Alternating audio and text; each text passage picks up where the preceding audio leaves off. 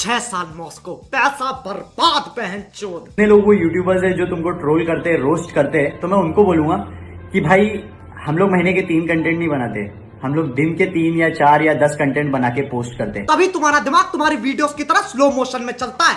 अब तुम लोग सोच रहे हो कि 9-10 वीडियो बनाने में तो पूरा दिन निकल जाता होगा ना। एक वीडियो को बनाने 5 मिनट लगते ज्यादा से ज्यादा, तुम दिन में 2 भी पोस्ट करते हो तो तुम्हारे 10 मिनट जाएंगे। ये है मेंटोस जिंदगी। एक ट्रांजिशन वीडियो बनाने में ना 4 घंटे लग जाते हैं, मुझे तो लग जाते हैं, मुझे बाकियों का नहीं पता। ये कौन सी जिंदगी है मुझे नहीं पता। आंटी तेरा साबुन स्लोनी कतई मर चुका है, तुम्हें ये बकचोदी करने में 4 घंटे कैसे लग रहे हैं? अगला इतनी देर में पूरे साल के लिए सेट हो जाएगा। तुमसे एक ट्रांजिशन नहीं डल रहा, ये बच्चों के हाथ में किसने दे दिए?